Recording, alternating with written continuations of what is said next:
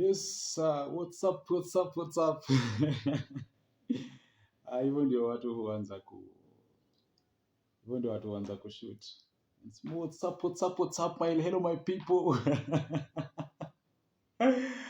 The psych, man, the psych, the psych. So, for me, I don't think I'll begin that way because I think I'm original as the way I am. Most of the times I come live, I just do begin by greeting the people, like greeting you guys, the people maybe who are watching. But I've followed so many people, so many content creators, so many. Yeah, they'll just begin by what's up, my hello, my people. I've never known where the psych comes from. So this morning I've decided to come live. Most of the times I come live in the morning because it's time that I know my commitments begins later in the day. So most of the times in the morning I happen to be free, unlike when I'm at home. Because in the morning you find that I wake up very early in the morning, look for a hoe and run to the garden to do some plowing. So here, um, I'm just the things the schedule changes a little bit because in the morning you find that you are you're free. Yeah, so I just want to give a very short or a long story. I don't know how much it will take us of how I was robbed one day while I was walking in town. I was just a new visitor, or I was just a new person in Eldoret town, and I want to I want to shorten the story as much as possible.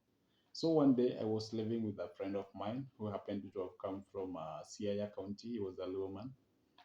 We used to love each other so much because both of us were comrades. We were going through the same challenges of education and everything related to comrades. So one Saturday. It was on 20 yeah, it was on 28th of March, the year 2021. We were just 2 months old in town.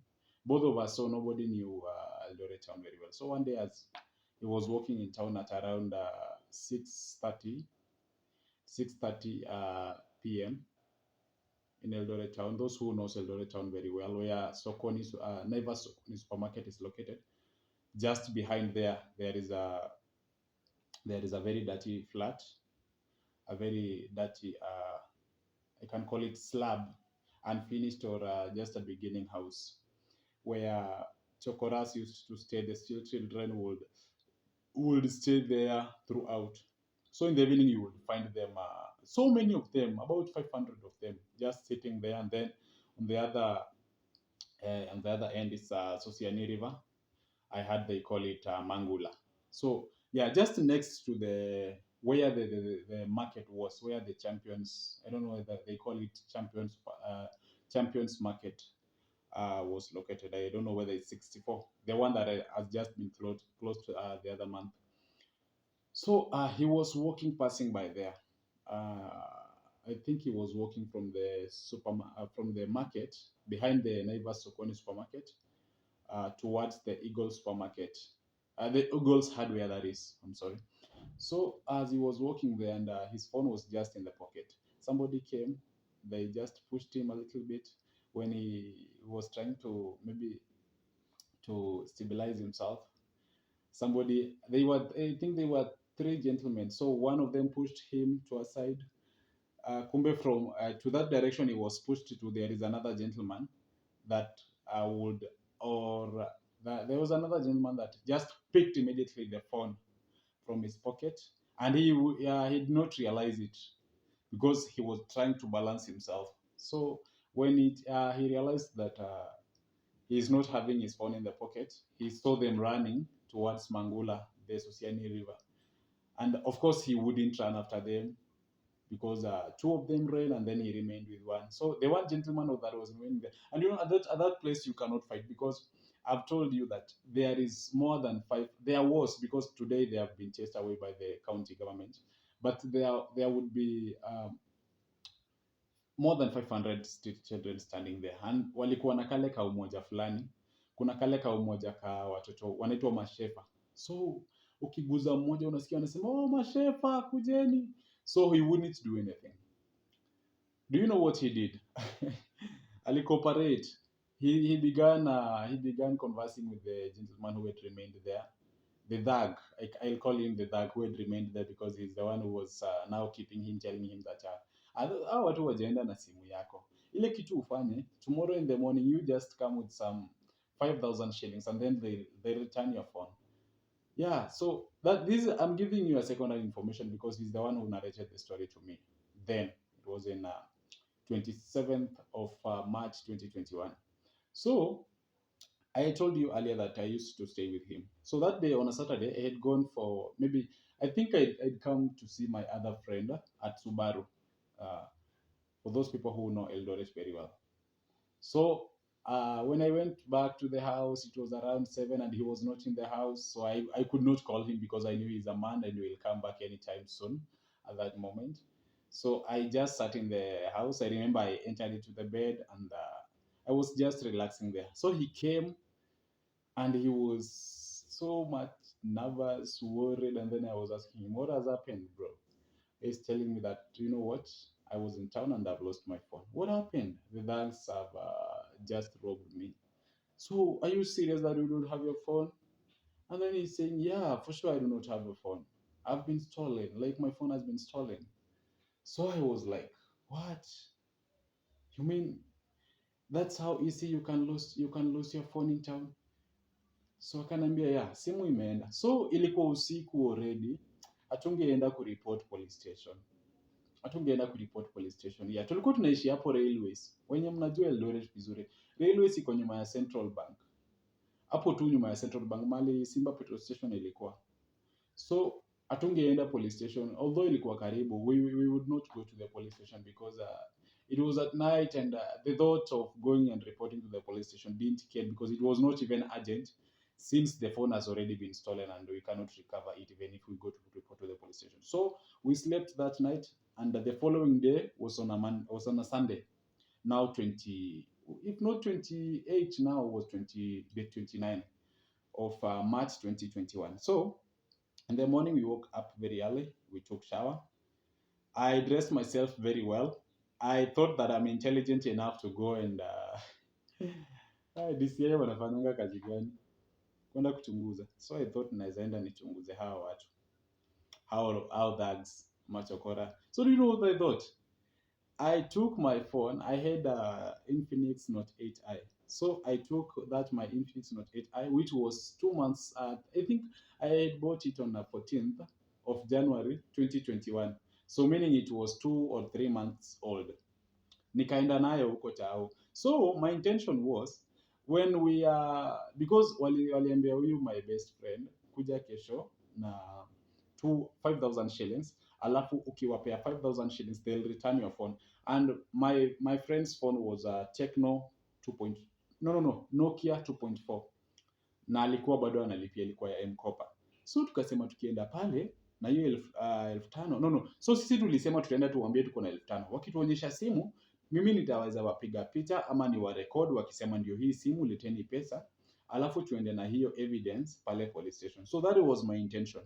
Na pia I would record while we were discussing in town na huyo thug alikuwa amebaki. Yeah, story inaanza kuwa refu na naona time imeenda. So tukaenda kufika chao tukakuta yule jamaa amesimama tu pale pale, the one thug who had remained. Akatuambia your phone is just down here. Wale mnajua vizuri hapo Mangula karibu na river, nyuma ya Repentance and Holiness Church. Hapo tu kwa hiyo mstuni. Eagles Hardware hapo chini. Tukaenda. So kufika hapo chini, mimi nilikuwa naendelea kurecord. My phone audio recording was rolling. Ilikuwa ina run. Na nikaficha kwa mfuko. Nilikuwa na koti fulani. I had a leather coat, a black leather coat. So I had put that my Infinix Note 8i inside in the inner pocket at the chest. So it would record everything while we were speaking, while we were walking. It would record because he had given enough evidence that yes, they are having that phone, and we were only to give 5,000 shillings. And remember at that moment we were not having even a coin. Hatukuwa na hata shilingi, tulikuwa kwanza tumelala njaa the other day.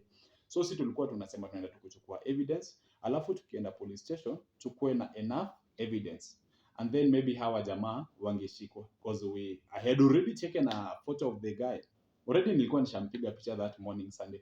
Sasa tukateremka kule chini, our intention is what, to see the phone and then tuwaambie wacha tuende basi tutoe pesa, alafu tukuja tufanye nini, tuchukue simu yetu. My friend, kufika hapo chini tukakuta where they are selling ile kitu ya kuvuta, wanaita sijui, sitaki kusema jina lake, but it's cannabis walikuwa wanauza. So the guy told me, Toretich, no, friend, si tukiteremkanga hivyo bana, si unishikishie kamoja hapa. And then I was asking him, how much is it? Akaniambia ati ni 50 bob. Hatuna pesa saa hizo.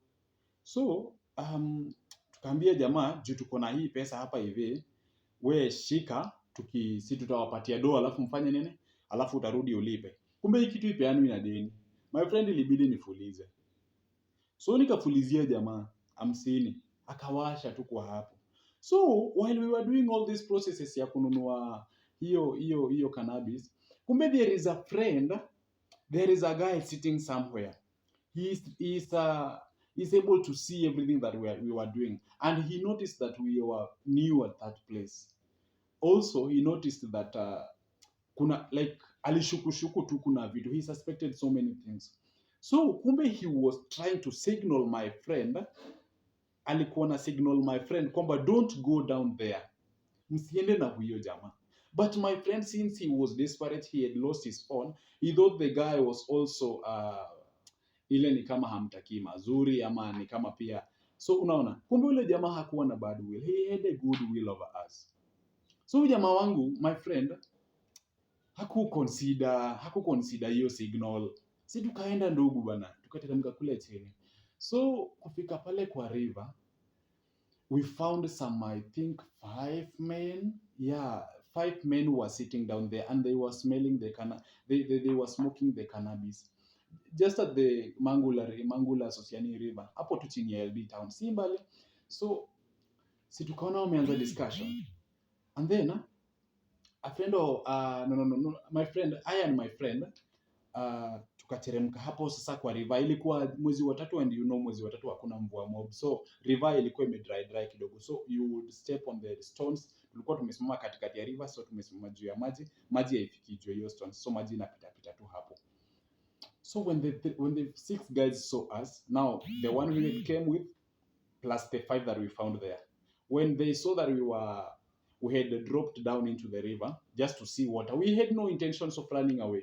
We thought everything is well. So my phone is still deep inside the pocket. Nimeiweka tu pale. So they told us, "Wewe msiende hapo chini, simkam sasa tuongee." So we went, there is kuna mahali tu inaka slope tu vizuri na ramp. Tukapanda tukaenda hapo juu. But hii side ingine ya river hapo tu next, it's very steep into the river. Like inaka kama mita tuseme kama kitu kama futi 7 hivi. Yeah, si mbali sana, kitu kama futi 7 kwenda ndani ya river. So tukaenda kusimama hapo juu. While we were standing there, I see one of them who went to behind the stone. The stone had been covered with some bushy trees. He took a bag and took something from the bag, and then he returned the bag. He had put something into his pocket. So I thought they had discussed and agreed that they'll immediately we pay the 5,000 shillings, they are going to give us our phone. Well, story imekuwa refu. So we are the climax. We are the climax of the story. Wow, so hapo tumesimama. Remember the guy has gone behind me, picked something from the bag, and then when I just saw he had put that something into his pocket, I knew that, wow, everything is well. Now we are going to secure our phone, even before going to the police station, because we knew that tukiona tu simu hivyo tunaweza snatch na tutoroke. So I'm standing facing my friend, but around us we've been surrounded by 6 gentlemen. As much as they were not strong, hawakuwa na nguvu. Unajua ni wale street children, hawakuwa na nguvu sana ya kutufight. So we believed that we are safe. Bana.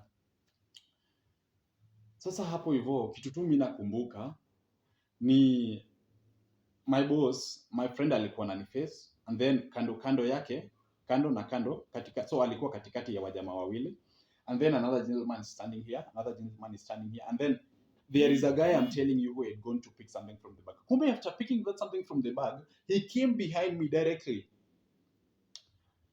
Later did I know kumbe alikuwa amepick a knife. Alikuwa amechukua daga kutoka kule kwa bag. So sikujua saa hizo bado sijui kuna mtu amekuja nyuma yangu. So wakaniuliza, "Sasa mlikuwa mnasemaje?" Ni mimi naulizwa swali, "Sasa mlikuwa mnasemaje?" Nikajaribu kuexplain nikiwaambia, "So sisi tumekuja." My friend hata sikumalizia hiyo statement, like ile kuanza kujiexplain, nikashikwa hivi na nikanyongwa, and then wakanifunga mapua, wakaniziba kabisa mapua na mdomo, and then one of the guys had strangled me from behind. My friend, I couldn't scream, I couldn't breathe. So hapo nikajua hapa kimeumana. I thank God I was a little bit strong kuwashinda. Remember, we are standing at a height of say 7 feet into the river. My friend, whoever had strangled me from behind, he noticed that I was a little bit stronger than they were. So he jumped with me into the river. You can imagine. So like amenishika hivi, and then the other guy had closed my nose, he had closed my mouth, and then they are dirty, they are smiling. So I was suffocating. The two of them jumped with me into the river. While we jumped into the river, like their intention was that I fall into the river, and then they dip my head into the river. I breathe in some water, I breathe in some, you understand, and the dirty river of the dirty water of the river Sosiani. So I think their plans failed. That's what I think they were trying to do. Into the river, of the three of us, I and the two of them who were the thugs, I'm the only person who gained, I retained the balance. For them, they fall. But they didn't fall so badly. They just also regained their stability, and then they faced me. So do you know what I did in the river? Nikachukua ngumi. I took one of my right hand and threw a blow into one of the thugs' nose. Whoever had alikuwa amenifunga mapua. No, ule mwenye alikuwa amenishika na nyuma, mwenye alikuwa amenistruggle, nikampiga ngumi, and then he fall to his behind because there is no perfect stability into the river because there are stones and water. Huyu mwingine akaamka na mimi. So he was turning and planning on how to handle him also with another blow. While I was trying to do that, remember they were 6. 2 sasa wameshika my friend pale juu ya river, wamemshika kabisa, wanampora, wanatafuta pesa. Tulikuwa tumwambia tuko na 5,000 ambayo hawajui atakuwa nayo. So wanampora, wanatafuta kwa bag, wamemshika, wamempea matisho mingi. So when they noted that I'm defeating the 2 gentlemen in water, another one jumped. You can imagine from 6 or 7 feet from above the river. Akakuja tu kama ameni, I don't know whether sikumbuki vizuri alinifanyanga nini. Akaanguka ndani ya maji. So my friend, mimi ndio niko chini, watu watatu ndani ya maji, mimi tu ndio niko chini. Who turn on my right? The guy nilipiga ngumi bana, ameamka na kisu. Ule jamaa niliwaambia ameenda pale kwa bag kutoa kisu. So akaamka na knife. Do you know what I said? My friend, I saw death.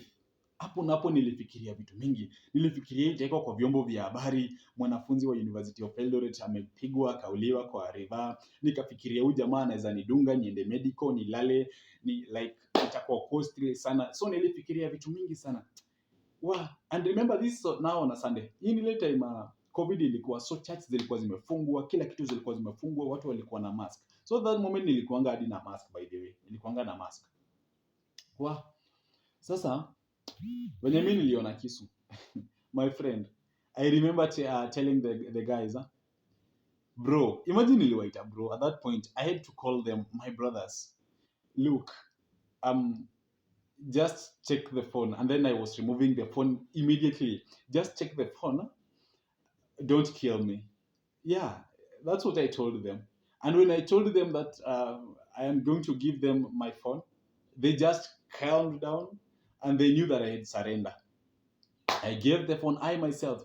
I remember showing them the upper part of my phone. You see the upper part, the part with the camera, those who have the Infinix Note 8i, you know very well, the camera is located at one, I think, the left corner of the phone. That's the part I saw while giving out my phone. But the phone, because I was now lying in water, the phone had been covered with water. The screen was waterproof, but there was some water flowing down from the top downwards because of the I had been dumped into the water. Yeah, that's the only thing I remember. Giving my own phone. I personally giving my phone that I bought with my own phone. I had given my own money to purchase that phone. So I gave out that phone. But guys, there is a part I think I'm forgetting. While we were jumping from up the river, you remember you cannot, of course, jump while you've strangled someone. Of course, while you are jumping, you cannot have strangled this person so much. Also, the other person who had covered my nose, of course, he wouldn't have jumped. And then at the moment we are on the air and then he's still covering my nose, he wouldn't have done that. So when we were on the air jumping into the river, I screamed. Nilikuwa napiga nduru kama nilipiga nduru sana. So mnisaidie, wananiibia. Yeah, hiyo niko kwa hewa. It's so funny. Niko kwa hewa, hata huyo rafiki yangu aliniambianga atakuja kunikumbusha siku moja mambo ikiwa sawa. He told me that he would remind me one day that I one day screamed like a female, like a lady, like just like a woman. Why, mnisaidie. While I was in there, you can imagine I'm screaming while on the air because I knew my life is in danger. So while we were in the river, I'm blowing somebody, but at the same moment, I'm still screaming, why, mnisaidie. This is Mangula. Nobody would run down there because they knew that's a hotspot of thieves and thugs. So nobody would come to help us. This is town, of course, nobody's have any person's business. So simu ikaenda, hapo nikatoka ndani ya river. The thugs are running, the six of them, they are running away. That's the point I realized that also my friend alikuwa ameporwa, only that bag yake haikuwa na chochote, pia bag yangu haikuwa na chochote. Bag yangu ilikuwa na some, I think ilikuwa na some books because nilikuwa pia napenda kubebana na Bible. Yeah, so that's what happened. So at that point, mask imebebwa na maji. At this point, my mask imeingia kwa maji ikaenda. Nilikuwa pia na nini. There are two things that I lost in the water. Zikaenda na maji. Because niko river ndani. So zikaenda. Tukatoka hapo, tukapanda juu ya mlima. Sasa tuko on our way back to the niliwaambia inaitwa Eagles Hardware. Tuende Eagles Hardware, tutoke Eagles Hardware. Sasa tupite Tao tuende Central Police Station. That is what was in my mind at that moment. Tukapanda. I want to give you the true and the actual route we followed. Kutoka Mangula, hatukwenda Eagles Supermarket. Juu pale hivyo kumbuka, hatukwenda Eagles Hardware ama hapo nyuma ya Naivas. Tulijua hapo machokora wamejaa hivi. Na hii kitu ni muhimu sana. There is a part muhimu sana I'm forgetting. When we were dropping from the dirty slab behind the Naivas Supermarket, we were three of us. I, my friend, and the thug. The other street children would ask him, my friend, like, let me just say it in English, my friend, Rada, and then he would respond to them saying, Rada safi. In Kiswahili, alikuwa anaulizwa na hao machokora wenzake, hey bro, Rada. Alafu anawarespondi akiwaambia, Rada safi. So kumbe hii Rada safi inamaanisha kila kitu iko sawa, hatufai sumbuliwa cause he is in charge. So tulijua because pale kulikuwa na machokora, labda tungefika pale pia watupige zaidi. So we took another route. Tukaambia, so kuna pale juu mali tulinunua ile cannabis, kuna majamaa walituambia, sasa nasi nilikuwa na signal msiende huko chini na mnaenda. This is the point now, nilikuja kugundua kumbe tulikuwa tunakuwa signal, but my friend had to ignore thinking that we are safe. So jamaa anatuambia, na niliwaambia msiende huko chini. Mbona mlienda? Kwa nini mnaenda huko chini? Kwa nini mnakaje? So they knew huko chini ni kunoma. Also, at that place, they began fighting some other thugs. Kumbe this group of thugs who they are known by stealing people's phones. Now they started chasing them away. They were throwing the stones to them. They were kicking them, Alafu wakipigwa na mawe wanakimbia. So many thugs. Kumbe hawa ndio wale who pickpocket watu pale. But you know that the group that is fighting them is the group that is doing the cannabis the cannabis business down there. So walijua, of course, maybe tungeenda police station na turipoti. So that point wakatuliza, so what's your plan? Hey, I can see I've done this for 24 minutes. So they were asking me, now bro, you've lost your phone, what's your plan? But I knew I wouldn't tell them that I'm going to report this to the police. I told them that I have no hope because I'm student. I have on tomorrow I'm having classes, and I've lost already my phone. I'm new in town. Let me just go into my house and take a rest. In Kiswahili I told them, wacha tu mimi sina hope sasa juu mimi ni mwanafunzi na kesho niko na classes, wacha nikimbie kwa nyumba na nitulie tu, kwa sasa simu imeenda, hakuna kitu naweza fanya. But walikuwa they were telling us, why did you have to go into the river? Why did you have to go into Mangula? Don't you know that Mangula is very unsafe for you? It's very insecure.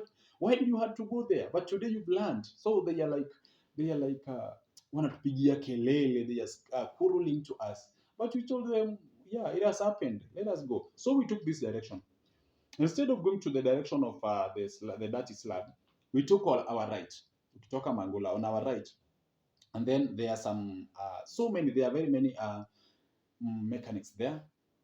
Tukapanda na hiyo barabara. The road that we followed leads to Petrasia ETTI building, where the Petrasia town campus is located. The Petrasia is called ETL House, or it's called Petrasia House. Yeah, we followed that route. And having followed the route, we went past Petrasia building, and we came to the highway now, at the CBD now, at the center of the town, where there is the Huduma Center opposite. And then we took on our right now, following now beside the highway. Yeah, giving direction is very hard. We followed the highway on our left now, leading to the central police station. It's quite far, because at this point now we are, those who know Eldoret town very well, we are close to Huduma Center. Now we are following the highway. Remember, I'm very wet, totally wet. I'm just